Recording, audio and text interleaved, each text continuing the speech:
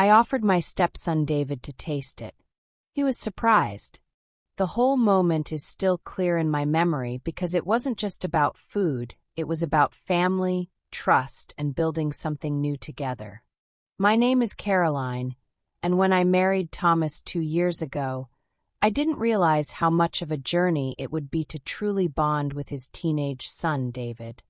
He had been quiet, reserved, and polite around me, but I could sense he held back, maybe out of loyalty to his late mother, or maybe because change itself was too overwhelming for him. One Saturday morning, while sunlight streamed through the kitchen windows, I was preparing a new recipe I had been wanting to try for weeks. Cooking had always been my passion, something I loved sharing with others, and I thought maybe, just maybe, it could be the bridge that connected me to David. He walked into the kitchen, still sleepy from staying up late with his friends online. His hair was messy, his hoodie looked too big on him, and he carried the expression of someone who wanted to go back to bed. "Morning, David," I said with a smile, stirring the sauce on the stove. "Morning," he mumbled, reaching for the cereal box. "Wait," I said, gently stopping him. "I'm trying something new. Why don't you taste it first?" He raised an eyebrow, clearly caught off guard. "Taste what?" "This sauce. It's for the pasta I'm making tonight. Just a sample. Tell me what you think." He looked at me as if I had just asked him to solve an impossible math equation. David wasn't used to me asking his opinion, and I wasn't used to offering something so personal. But he hesitated, took the spoon I held out and tasted it. His eyes widened in surprise. "Wow, that's actually good." That one small sentence cracked open a door between us that had been closed for too long. He didn't realize how much it meant to me that he liked it, and I didn't realize how much he wanted to be included. From that day on, food became our language.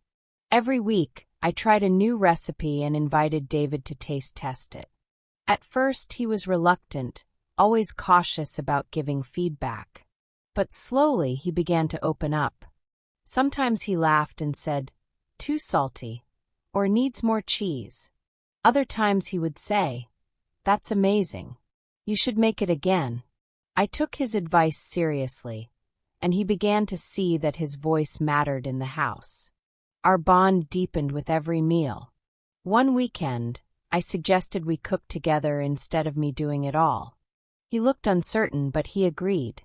We went grocery shopping as a team, him pushing the cart while I picked out vegetables. In the kitchen, he chopped onions, terribly, but he tried, and stirred sauces with too much enthusiasm, splattering half of it on the counter. We laughed until our sides hurt.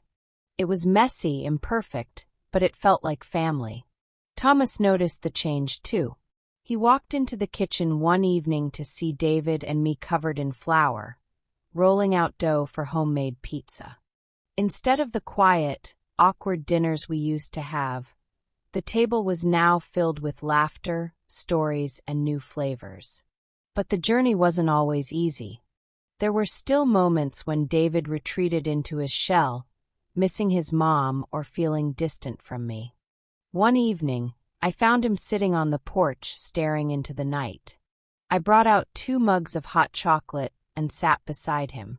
He didn't speak at first, but eventually he said, "You know, Mom used to make spaghetti every Friday.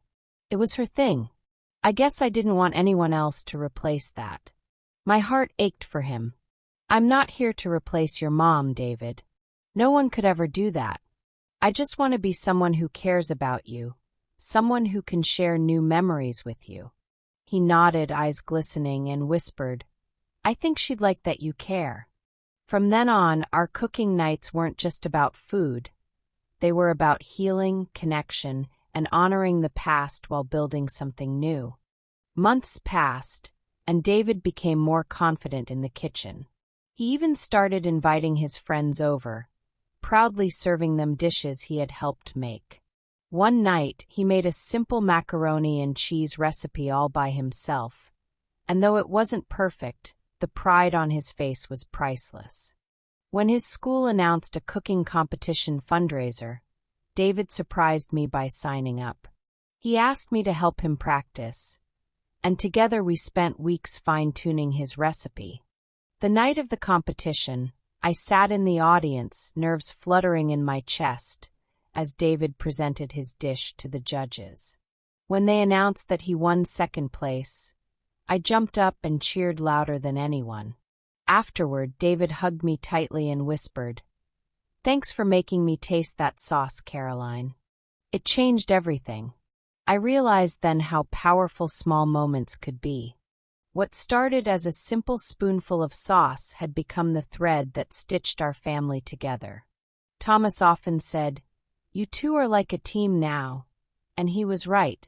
David and I had gone from strangers awkwardly sharing a home to real family, bound not by blood, but by trust, laughter, and meals shared at the table. Years later, when David left for college, he hugged me before heading to his dorm and said, "Don't forget to send me your recipes. And save some sauce for me when I come back home." I laughed through my tears, promising I would.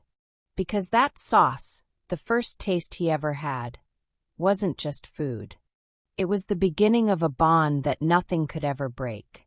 And that's why the moment I offered my stepson David to taste it will always remain one of the most meaningful in my life. It was surprising for him, yes, but for me it was life-changing.